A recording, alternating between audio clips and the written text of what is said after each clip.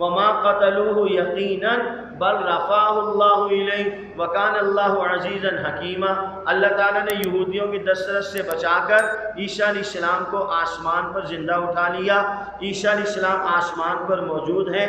آسمان پر کیسے چلیں گے؟ وکان اللہ عزیزا حکیما۔ آسمان پر رہتے کیسے ہوں گے؟ وکان اللہ عزیزا حکیما۔ آسمان پر کھاتے کیا ہوں گے؟ وکان اللہ عزیزا حکیما۔ آسمان سے واپس کیسے آئیں گے؟ وکان اللہ عزیزا حکیما۔ یہ ساری باتیں قرآن کی دوسری آیت میں بھی ملتی ہیں۔ ان مثل عیسیٰ عند اللہ کمثل آدم۔ مرزا قادیانی نے کہا کسی جسم عنصری کا آسمان پر جانا محال ہے، اس لیے کہ کرۂ ناریہ ہے، آگ سے گزر ہی نہیں سکتا، جل جائے گا۔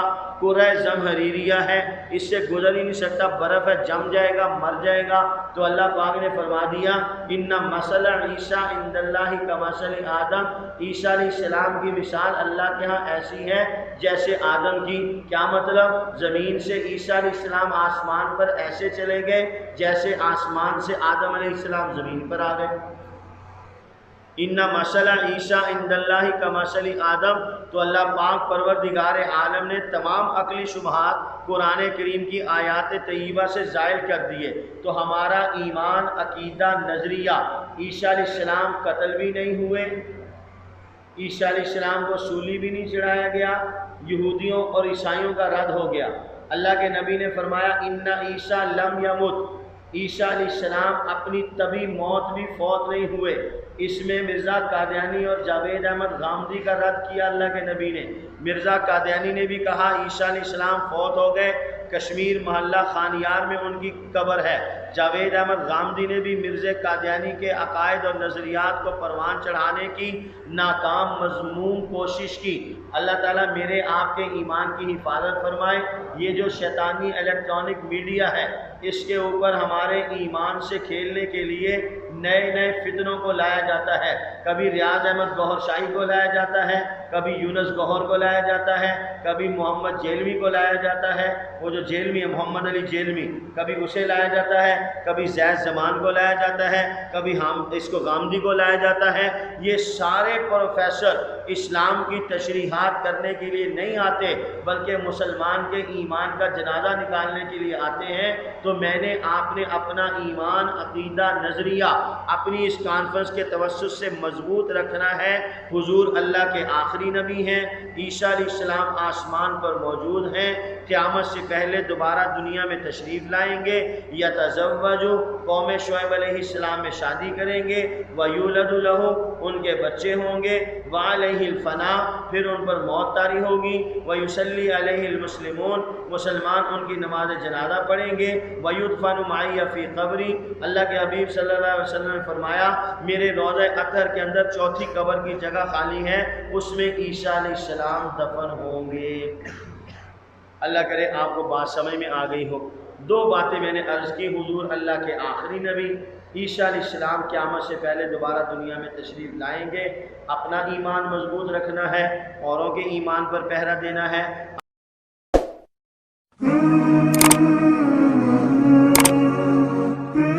ایمان، عقیدہ اور نظریہ دلائل کے اعتبار سے مضبوط کرو۔ میں اور آپ عالمی مجلس تحفظ ختم نبوت کے رضاکار ہیں؟ سارے ہیں؟ الحمدللہ، بہت اونچی نسبت ہے۔ مثال کے طور پہ مجھ سے کوئی ایک آدمی سوال کرتا ہے آپ کی کیا مصروفیات ہیں، تو میں اپنی مصروفیات بتانے کے بعد کہتا ہوں کہ میں عالمی مجلس تحفظ ختم نبوت کا ایک رضاکار بھی ہوں۔ تو وہ آدمی مجھ سے سوال کرتا ہے کہ عالمی مجلس کیا چیز ہے؟ اب میں ادھر ادھر دیکھ رہا ہوں، عالمی مجلس کب بنی؟ مجھے بتانا، مجھے اس کا نہیں پتا۔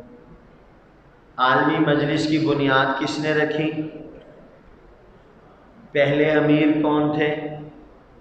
دوسرے امیر کون تھے؟ آپ کی جماعت کیا کام کرتی ہے؟ مرزا غلام قادیانی کون تھا، وہ کہاں پیدا ہوا، اس نے کیا موٹے موٹے دعوے کیے، کب مرا، اس کے بعد کیا ہوا۔ تو یہ بیسک چیزیں ہیں جو ابتدائی طور پر ختم نبوت کے ہر ورکر کو معلوم ہونی چاہیے کہ نہیں؟ ایک آدمی جاب کرتا ہے میڈیکل ریپ کی، وہ تھیلا اٹھا کے ڈاکٹر کے سامنے جا کے بیٹھ جاتا ہے، ڈاکٹر پوچھتا کیوں آئے، وہ کہتا پتہ نہیں۔ حضرت تھانوی رحمۃ اللہ علیہ کی خانقاہ میں ان کا ایک مرید تھا، اس کا نام عیدو شاہ تھا۔ حضرت اس کو آواز دیتے عیدو شاہ، وہ بھاگا آتا، حضرت اسے کہتے لے آؤ، وہ بھاگ جاتا۔ تو حضرت اس کو پوچھتے کیا لینے جا رہے ہو، کہتا پتہ نہیں۔ تو سارے عیدو شاہ تو بن گئے نا، بیٹھو نا۔ ہمیں پتہ ہونا چاہیے، اپنے ایمان، اپنے عقیدے اور اپنے نظریے کا بھی معلوم ہونا چاہیے۔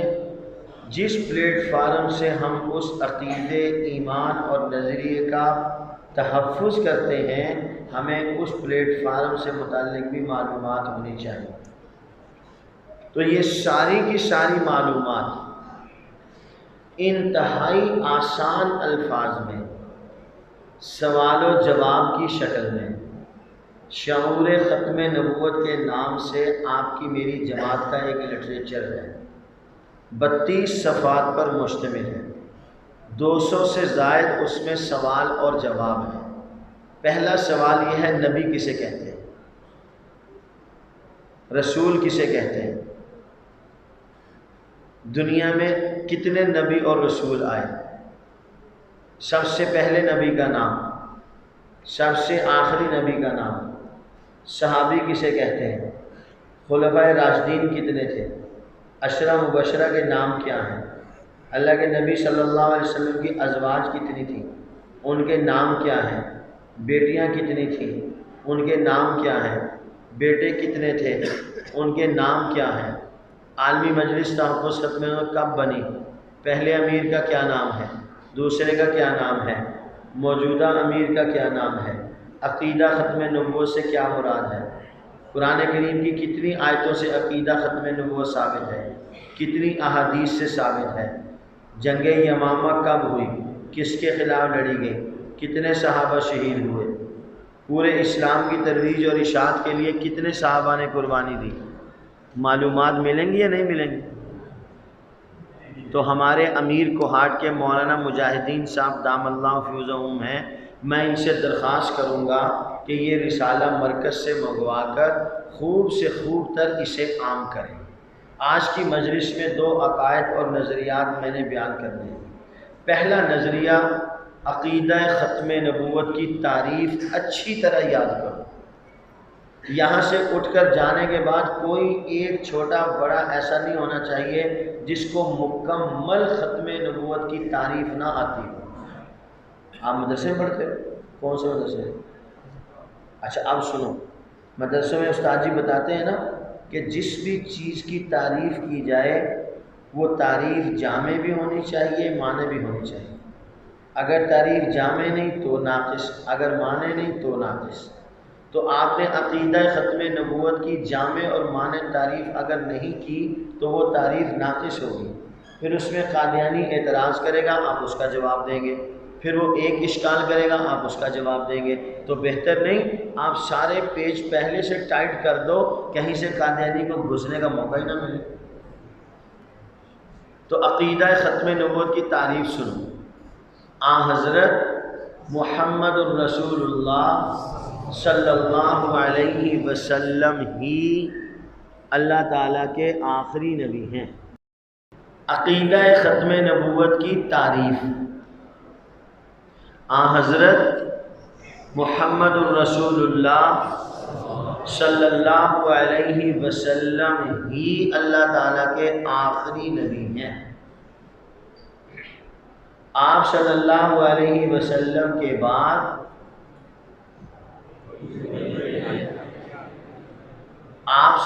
علیہ وسلم کے بعد کسی بھی قسم کا نہ ذلی، نہ بروزی، نہ امتی، نہ غیر تشریعی اور نہ ہی تشریعی. بولو ذلی، منہ سے بولو، بروزی، امتی، غیر تشریعی، تشریعی.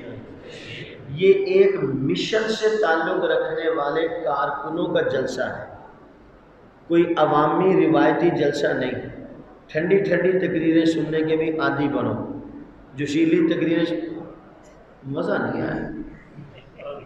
آج قاضی صاحب نے تقریر نہیں کی، مزے نہ لو. اپنے دلائل، اپنا عقیدہ اور نظریہ صحیح معنوں میں مضبوط کرو. خوش حضرت محمد الرسول اللہ صلی اللہ علیہ وسلم ہی اللہ تعالیٰ کے آخری نبی ہیں. آپ صلی اللہ علیہ وسلم کے بعد کسی بھی قسم کا، کیا مطلب، نہ ذلی، نہ بروزی، نہ امتی، نہ غیر تشریعی اور نہ ہی تشریعی. آگے بولو، ختم نبوت کے عقیدے کی تعریف پوری کرو نا. کوئی نبی نہیں آئے گا، یہی تو میں یاد کرانا چاہتا ہوں. حضرت صلی اللہ علیہ وسلم ہی اللہ کے آخری نبی ہیں.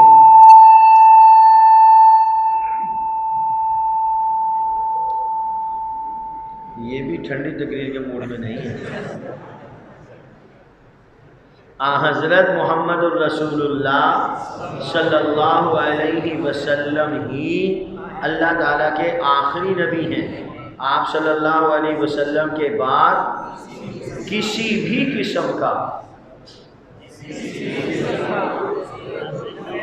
ذلی، بروزی، امتی، غیر تشریعی اور تشریعی. آگے کوئی اور نیا نبی نہیں آئے گا. جب ہم نے کہا کوئی اور نبی نہیں آئے گا تو قادیانی کو تو موقع مل گیا اشکال کرنے کا، اعتراض کرنے کا. ابھی میں آپ کے اس کی بات کی طرف لے کر جاؤں گا. حضرت محمد صلی اللہ علیہ وسلم ہی اللہ کے آخری نبی ہیں.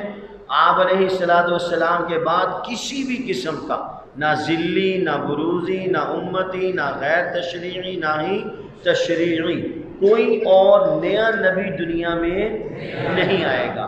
لفظ ہی کی قید کیوں لگائی؟ لفظ ہی کی قید سے تمام جھوٹے مدعیان نبوت نکل گئے. جب محمد الرسول اللہ ہی اللہ کے آخری نبی ہیں تو آپ صلی اللہ علیہ وسلم کے بعد کسی اور کی ضرورت ہی نہیں ہے. تو اسود انسی، طلحہ اسدی، مسیلمہ کذاب، سجا بنت حارث، اسحاق اخرس، بیان بن سمعان، بہاءاللہ ایرانی، ملا محمد اٹکی، یوسف کذاب، مرزا قادیانی، یہ سارے کے سارے جھوٹے مدعیان نبوت لفظ ہی کی قید سے نکل گئے. محمد الرسول اللہ ہی اللہ کے آخری نبی ہیں. آپ صلی اللہ علیہ وسلم کے بعد کسی بھی قسم کا نہ ذلی، نہ بروزی، نہ امتی. اب سنو، مرزا غلام قادیانی کا اصل ہدف مستقل صاحب شریعت رسول ہونے کا دعویٰ تھا.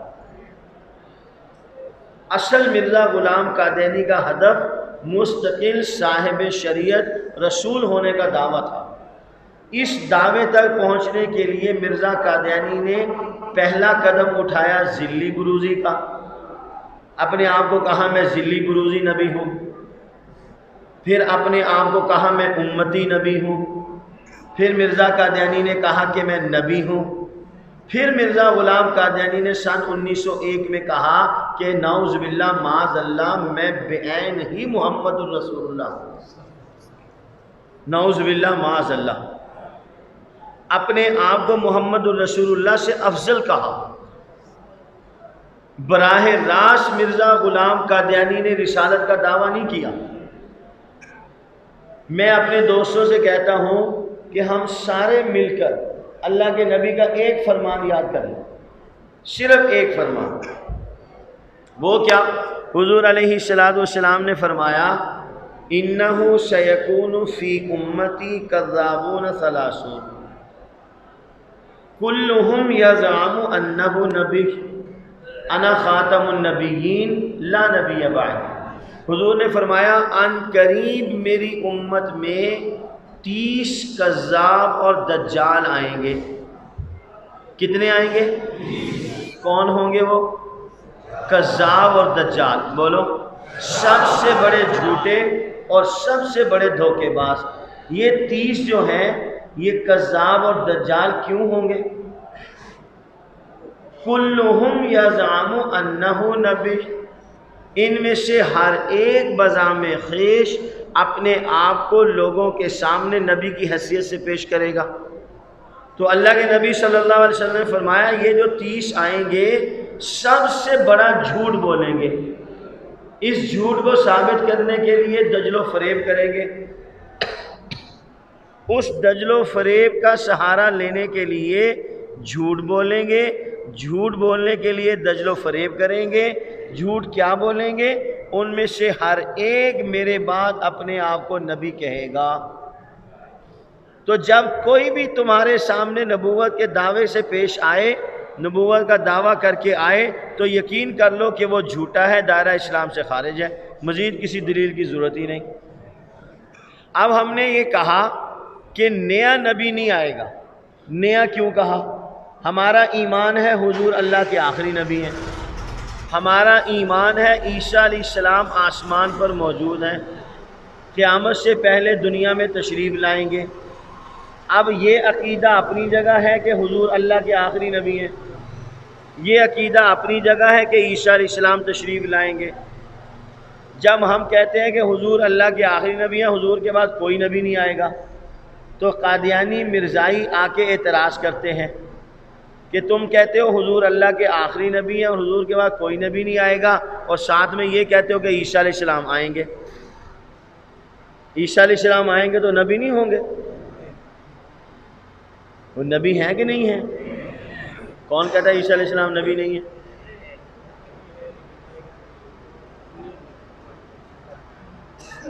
وہ نبی تو ہے نا، وہ نبی تو ہے نا، کیسے ہو گیا پھر نبی نہیں ہے؟ عیسیٰ علیہ السلام نبی تو ہیں،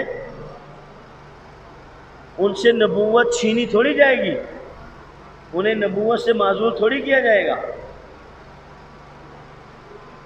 عیسیٰ علیہ السلام دوبارہ دنیا میں تشریف لائیں گے تو وہ اللہ کے نبی تھے یا نہیں تھے؟ اب قادیانی دھوکہ دیتے ہیں کہ ایک طرف تم کہتے ہو حضور اللہ کے آخری نبی ہیں، اور اس کا معنی یہ بیان کرتے ہو کہ حضور کے بعد کوئی نبی نہیں آئے گا، اور دوسری طرف کہتے ہو کہ عیسیٰ علیہ السلام آئیں گے۔ کیا عیسیٰ علیہ السلام اللہ کے نبی نہیں تھے؟ وہ اللہ کے نبی تھے، اب وہ آ گئے تو حضور کے بعد نبی تو آ گیا، اور تم کہتے ہو حضور کے بعد نبی نہیں آئے گا۔ اب آپ عقیدہ ختم نبوت کی تعریف جامع اور معنی کرو کہ حضور علیہ السلام اللہ کے آخری نبی ہیں، آپ صلی اللہ علیہ وسلم کے بعد کسی بھی قسم کا نہ ذلی، نہ بروزی، نہ امتی، نہ غیر تشریح، نہ تشریح، کوئی اور نیا نبی نہیں آئے گا۔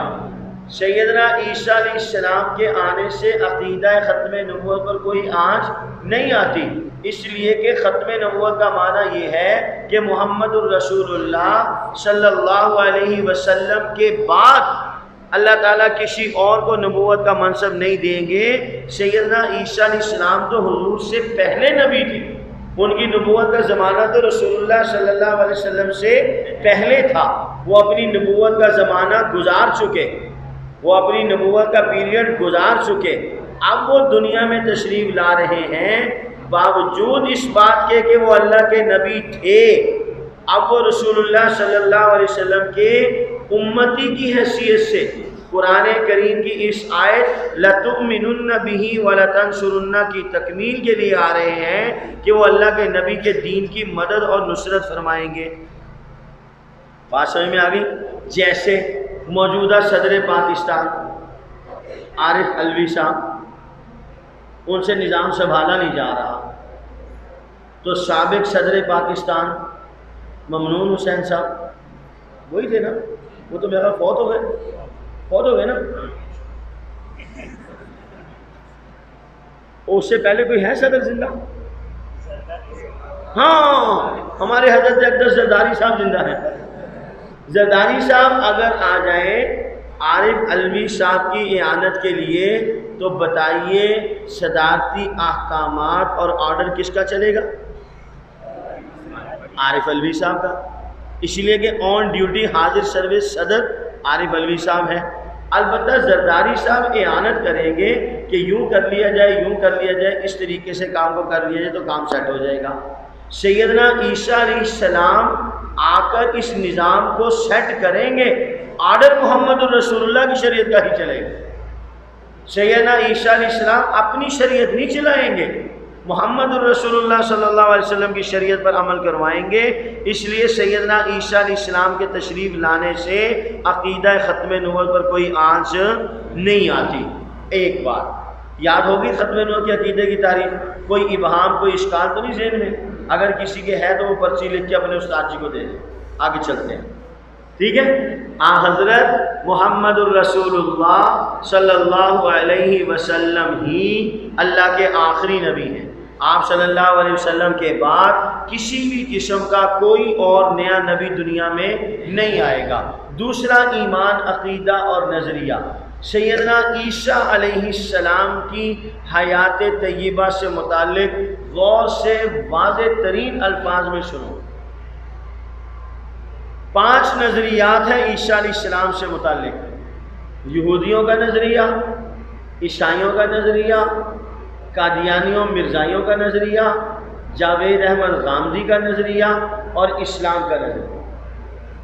سیدنا عیسیٰ علیہ السلام سے متعلق اسلامی نقطہ نظر، یہودی نقطہ نظر، عیسائی نقطہ نظر، قادیانی مرزائی نقطہ نظر اور جاوید احمد غامدی صاحب کا نقطہ نظر. 5 نظریات ہیں. کتنے؟ 4 غلط ہیں، 1 صحیح ہے. کتنے غلط ہیں؟ کتنے صحیح ہیں؟ صحیح کون سا ہے؟ اسلام کا نقطہ نظر صحیح ہے. اسلامی نقطہ نظر عیسیٰ علیہ السلام سے متعلق کیا ہے؟ سیدنا عیسیٰ علیہ السلام سیدہ مریم سلام اللہ علیہا کے بطن مبارک سے بن باپ کے نفخہ جبرائیل امین سے پیدا ہوئے. قوم بنی اسرائیل کی طرف نبی بنا کر بھیجے گئے، مسیح ہدایت بنا کر بھیجے گئے. یہودیوں نے انبیاء سابقین کی طرح عیسیٰ علیہ السلام سے بھی بغض اور عداوت رکھی.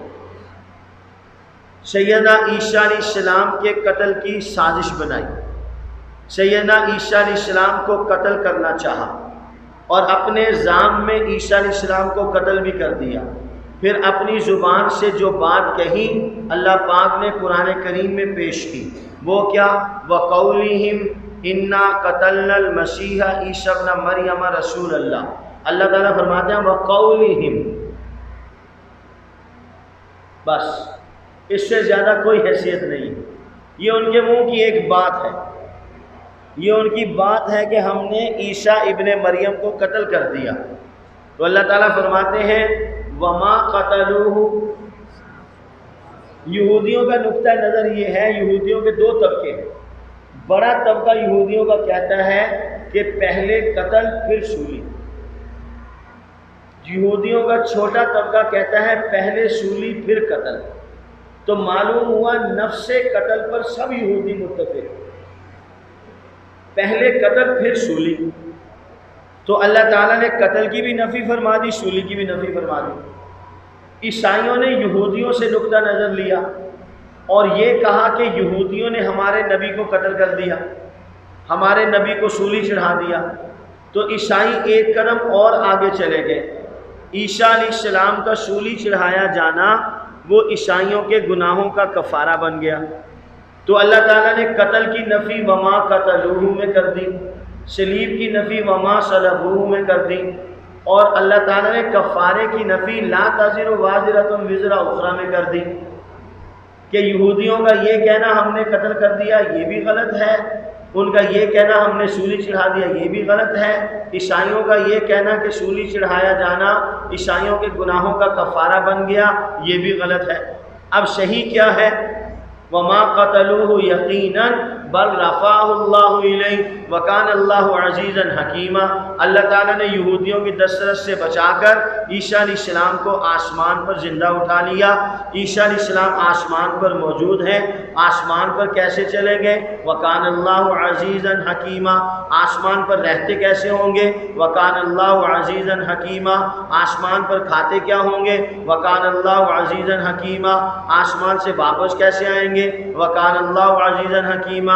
یہ ساری باتیں قرآن کی دوسری آیت میں بھی ملتی ہیں۔ ان مثل عیسیٰ عند اللہ کمثل آدم۔ مرزا قادیانی نے کہا کسی جسم عنصری کا آسمان پر جانا محال ہے، اس لیے کہ کرۂ ناریہ ہے، آگ سے گزر ہی نہیں سکتا، جل جائے گا۔ کرۂ زمہریریہ ہے، اس سے گزر ہی نہیں سکتا، برف ہے، جم جائے گا، مر جائے گا۔ تو اللہ پاک نے فرما دیا ان مثل عیسیٰ عند اللہ کمثل آدم۔ عیسیٰ علیہ السلام کی مثال اللہ کے ہاں ایسی ہے جیسے آدم کی۔ کیا مطلب؟ زمین سے عیسیٰ علیہ السلام آسمان پر ایسے چلے گئے جیسے آسمان سے آدم علیہ السلام زمین پر آ گئے۔ ان مثل عیسیٰ عند اللہ کمثل آدم۔ تو اللہ پاک پروردگار عالم نے تمام عقلی شبہات قرآن کریم کی آیات طیبہ سے زائل کر دیے۔ تو ہمارا ایمان، عقیدہ، نظریہ، عیسیٰ علیہ السلام قتل بھی نہیں ہوئے، عیسیٰ علیہ السلام کو سولی بھی نہیں چڑھایا گیا، یہودیوں اور عیسائیوں کا رد ہو گیا۔ اللہ کے نبی نے فرمایا ان عیسیٰ لم یمت۔ عیسیٰ علیہ السلام اپنی طبی موت بھی فوت نہیں ہوئے۔ اس میں مرزا قادیانی اور جاوید احمد غامدی کا رد کیا اللہ کے نبی نے۔ مرزا قادیانی نے بھی کہا عیسیٰ علیہ السلام فوت ہو گئے، کشمیر محلہ خانیار میں ان کی قبر ہے۔ جاوید احمد غامدی نے بھی مرزا قادیانی کے عقائد اور نظریات کو پروان چڑھانے کی ناکام مذموم کوشش کی۔ اللہ تعالیٰ میرے آپ کے ایمان کی حفاظت فرمائے۔ یہ جو شیطانی الیکٹرانک میڈیا ہے، اس کے اوپر ہمارے ایمان سے کھیلنے کے لیے نئے نئے فتنوں کو لایا جاتا ہے۔ کبھی ریاض احمد گوہر شاہی کو لایا جاتا ہے، کبھی یونس گوہر کو لایا جاتا ہے، کبھی محمد جیلوی کو لایا جاتا ہے، وہ جو جیلوی ہے محمد علی جیلوی، کبھی اسے لایا جاتا ہے، کبھی زید زمان کو لایا جاتا ہے، کبھی اس کو غامدی کو لایا جاتا ہے۔ یہ سارے پروفیسر اسلام کی تشریحات کرنے کے لیے نہیں آتے، بلکہ مسلمان کے ایمان کا جنازہ نکالنے کے لیے آتے ہیں۔ تو میں نے آپ نے اپنا ایمان، عقیدہ، نظریہ اپنی اس کانفرنس کے توسط سے مضبوط رکھنا ہے۔ حضور اللہ کے آخری نبی ہیں، عیسیٰ علیہ السلام آسمان پر موجود ہیں، قیامت سے پہلے دوبارہ دنیا میں تشریف لائیں گے۔ یتزوجوا، قوم شعیب علیہ السلام میں شادی کریں گے، ویولد لہ، ان کے بچے ہوں گے، وعلیہ الفنا، پھر ان پر موت طاری ہوگی، ویصلی علیہ المسلمون، مسلمان ان کی نماز جنازہ پڑھیں گے، ویدفن معی فی قبری، اللہ کے حبیب صلی اللہ علیہ وسلم نے فرمایا میرے روضہ اطہر کے اندر چوتھی قبر کی جگہ خالی ہے، اس میں عیسیٰ علیہ السلام دفن ہوں گے۔ اللہ کرے آپ کو بات سمجھ میں آ گئی ہو۔ دو باتیں میں نے عرض کی، حضور اللہ کے آخری نبی، عیسیٰ علیہ السلام قیامت سے پہلے دوبارہ دنیا میں تشریف لائیں گے۔ اپنا ایمان مضبوط رکھنا ہے، اوروں کے ایمان پر پہرا لے کے رکھ لو، کل 6000 روپے کا ہو جائے گا۔ اس وقت تو نہیں کہتا کیا دلیل ہے تمہارے پاس، مولانا کہتا ہے۔ جب یہی مولانا جا کے کہتے ہیں شیطان کا بائیکاٹ کرو تو کہتا ہے تمہارے پاس کیا دلیل ہے۔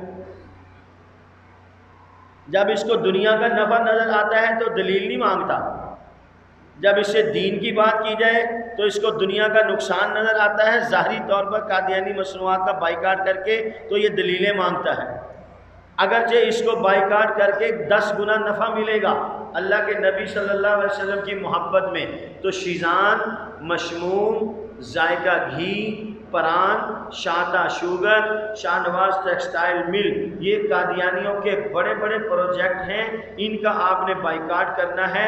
محمد الرسول اللہ کی محبت اور میرے آپ کے نبی صلی اللہ علیہ وسلم کا یہ تقاضا ہے کہ ہم حضور کے دشمنوں کا بائیکاٹ کریں گے۔ اللہ تعالیٰ مجھے اور آپ کو عمل کرنے کی توفیق نصیب فرمائے۔ آج مولانا نور محمد ہزاروی صاحب نے پنڈی کی کانفرنس کا اعلان کیا، آپ حضرات نے ہاتھ کھڑا کر کے اس میں جانے کا وعدہ کیا۔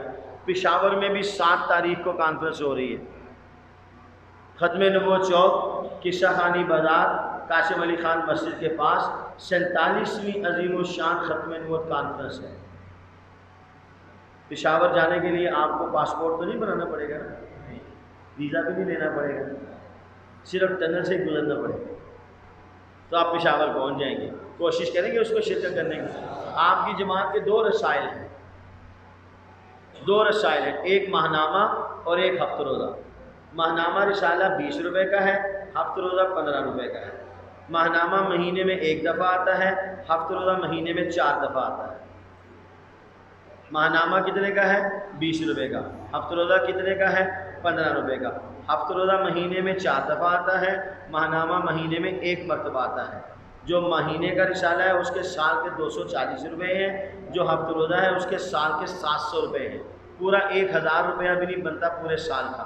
تو میری آپ تمام کارکنان ختم نبوت سے درخواست ہے، آپ جہاں جہاں سے آئے ہیں اپنی وہاں کی جماعتوں سے رابطہ کر کے اپنی جماعت کا وہ لٹریچر جو مفت تقسیم ہوتا ہے وہ بھی حاصل کریں، جو رسائل ہیں وہ بھی حاصل کریں، جو کتابیں ہیں وہ بھی حاصل کریں۔ پتہ تو چلے نا میں اور آپ ختم نبوت کے کارکن ہیں۔ ہاتھ کھڑا کرواؤ، ہاتھ بھی کھڑا کرنا، ہاتھ کھڑا کرو بھائی، جو ختم نبوت کے کارکن ہیں سب نے کھڑا کر دیا، بس نہیں ابھی نہیں کھڑا کرنا، ابھی اگلی بات پہ کھڑا کرنا۔ آپ سے میں نے کہا ہاتھ کھڑا کرو جو ختم نبوت کے کارکن ہیں، آپ نے 2 ہاتھ کھڑے کر دیے، خود بھی کھڑے ہو گئے، ختم نبوت کے کارکن ہیں نا۔ میں نے کہا بیٹھ جاؤ۔ اب وہ ساتھی ہاتھ کھڑا کرو جس کے پاس جماعت کا رسالہ آتا ہے۔ آپ ذرا دیکھو، ہیں سارے ختم نبوت کے کارکن باتوں کی حد تک۔ کارکن ایسے تھوڑی بنتا ہے، کارکن تو فنا ہو کے بنتا ہے، کارکن اطاعت کر کے بنتا ہے، کارکن اطاعت کرتا ہے۔ کارکن کو پتہ ہوگا تو پھر ہی ہے نا، پتہ لگانے کے لیے لٹریچر کا مطالعہ کرے گا تو پھر ہی پتہ چلے یا الہام ہوگا۔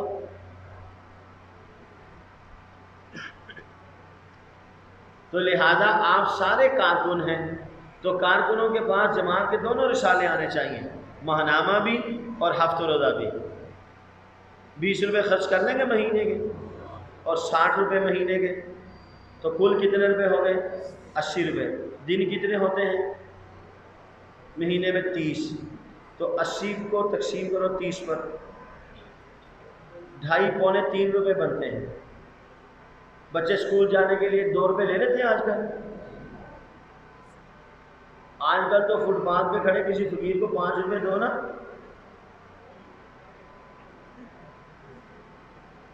وہ گاڑی میں بیٹھنے والے بندے کو کہتے ہیں مجھ سے زیادہ تو آپ ہی مستحق لگتے ہیں، یہ آپ میری طرف سے 10 روپے رکھیں۔ 5 روپے فقیر نہیں لیتا، 2-2.5 روپے یومیہ بنتے ہیں۔ تو اگر ہم 2-2.5 روپے بھی خرچ نہیں کر سکتے تو پھر ہم کارکن کس چیز کے ہیں؟ صحیح ہے کہ نہیں؟ نعرے لگانے بہت آسان ہے۔ میں نے آج نیا نعرہ ایجاد کیا ہے، اس نعرے پر میں نے رات تقریر کی تھی، اب میری ہمت نہیں ہے تقریر کرنے کی۔ پہلے ہم نعرہ لگاتے تھے، میں نعرہ سنا جاتا ہوں، تقریر پھر کبھی کروں گا۔ نعرہ سنو، غلامی رسول میں، بول یار تو کی کری جا رہے، بولو غلامی رسول میں۔ لوگ کہتے تھے غلامی رسول میں موت بھی قبول ہے، تو میں نے بھی کو اڑا دیا، میں نے کہا غلامی رسول میں موت ہی قبول ہے۔ غلامی رسول میں بولو، اب مولانا نعرہ نہیں لگائیں گے، نعرے والی تقریر جو نہیں کی، مولانا نعرہ لگائیں غلامی رسول میں، غلامی رسول میں موت ہی قبول ہے، غلامی رسول میں موت ہی قبول ہے، غلامی رسول میں موت ہی قبول ہے۔ نئی ترمیم، بڑے بڑے اکابر مشائخ علماء مفتیان کرام بیٹھے ہیں، اللہ کرے یہ ترمیم صحیح ہے۔ میرے پیر و مرشد عالمی مجلس کے نائب امیر مرکزیہ بھی تشریف فرما ہے۔ نئی ترمیم یہ ہے، غلامی رسول میں موت ہی حیات ہے،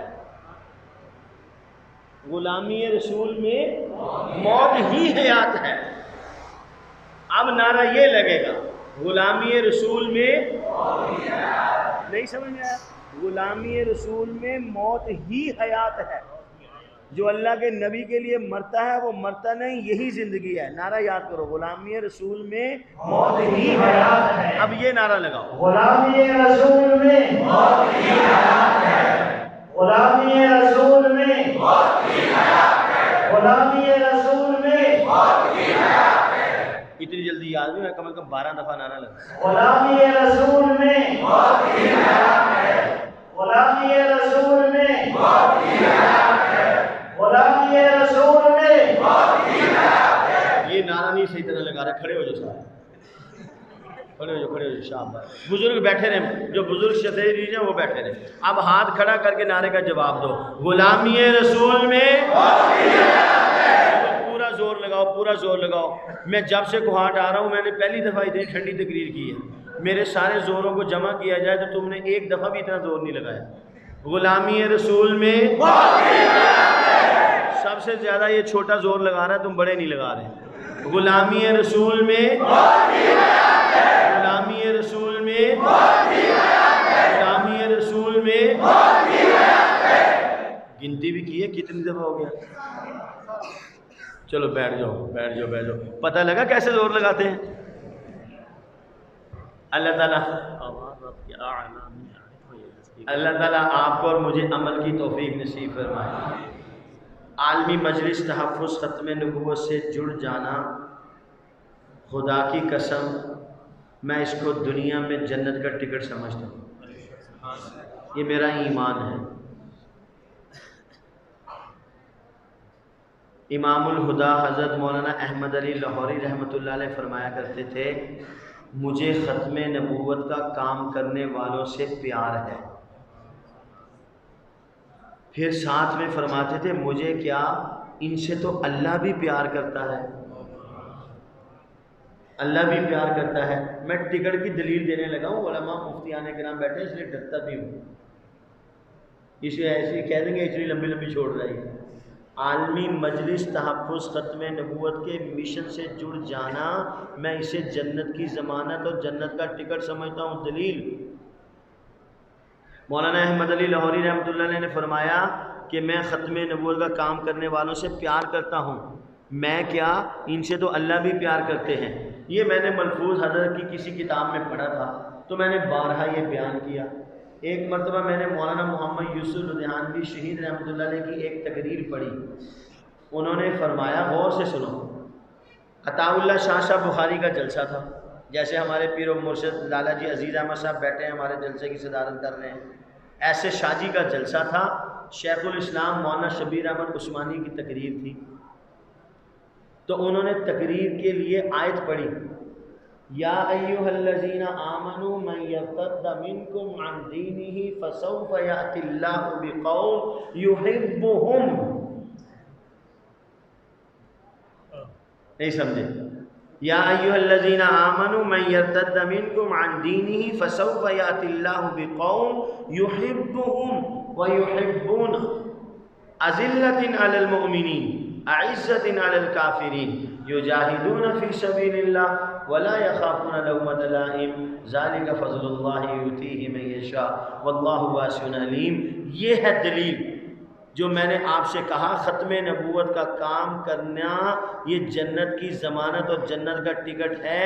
اللہ فرماتے ہیں، اے ایمان والو، یا ایھا الذین آمنوا من یرتد منکم، تم میں سے اگر کوئی مرتد ہو گیا، اس نے اللہ کے دین کو چھوڑ دیا، نبی کی غلامی کو چھوڑ دیا، نو پرابلم،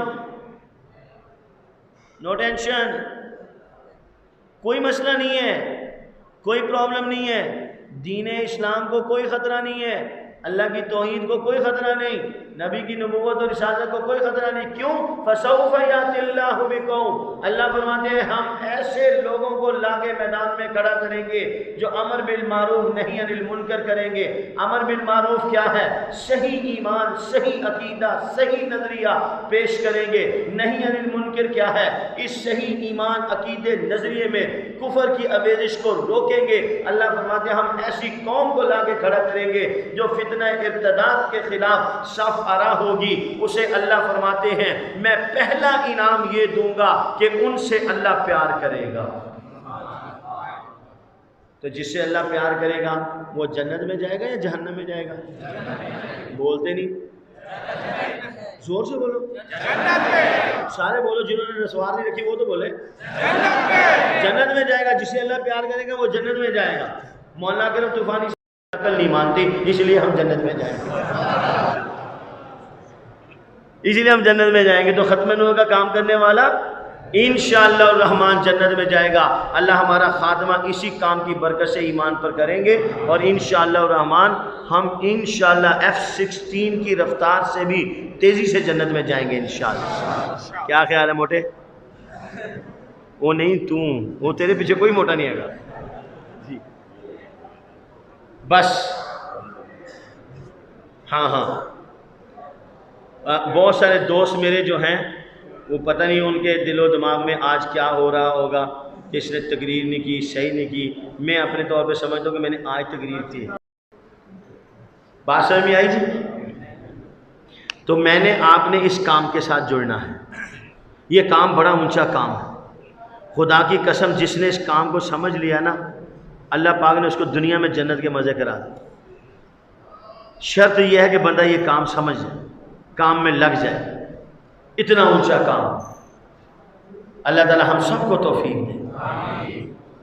ایک بادشاہ تھا، اس کا انتقال ہو گیا، کہو انا للہ و انا الیہ راجعون۔ وہ فوت ہو گیا، اور کسی بادشاہ کے لیے بھی دعا کرو وہ بھی فوت ہو جائے۔